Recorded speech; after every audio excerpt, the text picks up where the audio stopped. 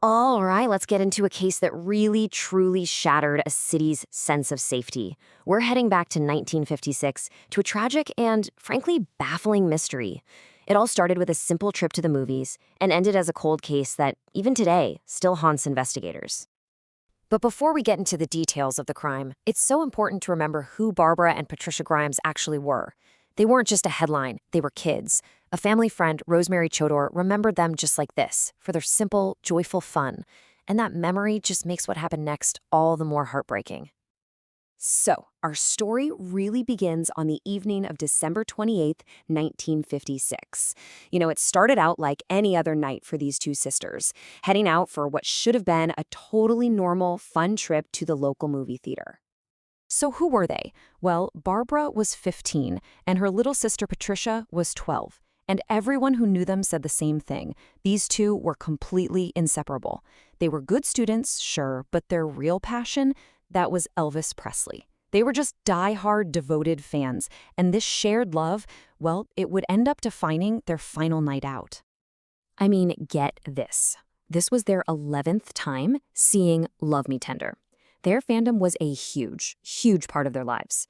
They left home around 7:30 that night, headed for the Brighton Theater, a place they knew well, and promised their mom they'd be home before midnight.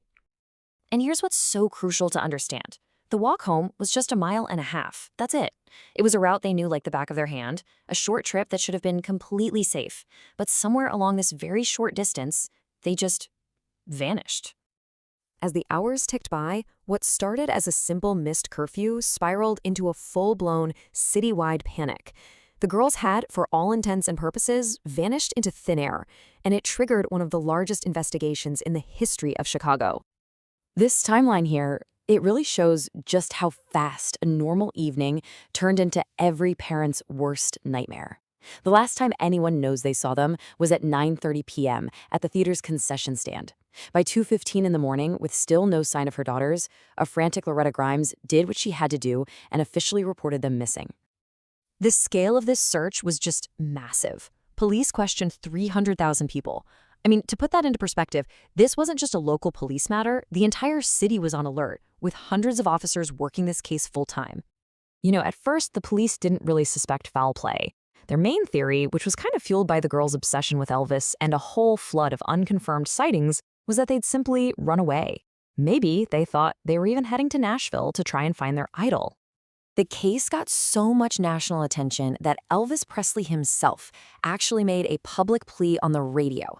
He literally asked his fans to go home to their mothers, hoping that if the girls were out there listening, his words might be the thing that brought them back. This turned a Chicago story into a national headline, overnight. But nearly a month later, the search, and any hope that the girls were just runaways, came to a tragic, tragic end. The thing is, finding their bodies didn't solve the mystery. If anything, it only made it deeper, creating this central contradiction that has baffled investigators for decades now. On January 22nd, 1957, a construction worker spotted their nude, frozen bodies just dumped alongside a deserted road. The citywide search was finally over. But the hunt for their killer, that was just beginning. And right here is the core conflict that basically poisoned the entire investigation from the very start. On one hand, you have the official autopsy. It concluded the girls died from exposure on the very night they disappeared. But on the other hand, the chief investigator, a guy named Harry Gloss, he completely disagreed. He was convinced the marks on their bodies were from violence and that they'd been held captive for weeks, killed much, much later, around January 7th. So this leads us to the biggest, most frustrating puzzle of the entire case. How could so many different people have supposedly seen the girls alive for weeks if the official medical finding says they died on December 28th? This one single question threw the whole investigation into total chaos. So with this massive contradiction at its heart, the investigation went down this long, winding path. The public pressure was immense, which led police to a whole parade of seemingly promising suspects. But every single time, the lead turned into another frustrating dead end. Okay, so let's talk suspects. The first major person of interest was Edward Bedwell. He was a 21-year-old drifter, worked as a dishwasher, and crucially, he had a passing resemblance to Elvis Presley, which, you can imagine, immediately put him on the police's radar. So Bedwell gives this incredibly detailed 14-page confession. At first, it looked like a slam dunk, but he almost immediately recanted, saying the police had threatened him into confessing. On top of that, his story just didn't match the autopsy findings, and most importantly, he had a rock-solid alibi. He was clocked in at work when the girls disappeared, so the charges had to be dropped.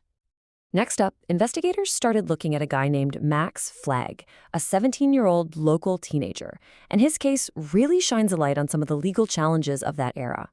See, Flagg supposedly confessed while he was hooked up to a lie detector test. The problem? He was a juvenile, and the test was done without the right legal procedures. That made it unofficial and totally useless in court. With zero physical evidence to back it up, the police had no choice but to let him walk. And this is where the investigation takes a hard left turn into the truly bizarre, with the third major suspect, Walter Krantz. He was a 53-year-old steam fitter who basically inserted himself into the case with this strange and honestly chilling claim. Okay, get this. A full week before the bodies were even found, Krantz calls the police anonymously. He claims he had a dream, a psychic vision of where the girls' bodies were. Incredibly, the location he described was only about a mile from where they were eventually discovered. Now, despite that chilling coincidence, police could never, ever link him to the actual crime. So, with every single lead exhausted, the case went cold. But its legacy, that endured. For a whole generation of people in Chicago, this wasn't just another crime. It was a real turning point, a moment that changed how parents watched their kids and injected a whole new kind of fear into the community. And really, the murder of the Grimes sisters is the poster child for a cold case. It's technically still an open investigation, but it's really just a file sitting there, waiting for a breakthrough that may never come. It's a crime that has now outlived every single one of its original investigators and all of its main suspects. And that's really what we're left with, isn't it? This final, haunting question. Over time, any physical evidence has been washed away, and all the people at the center of this story are gone.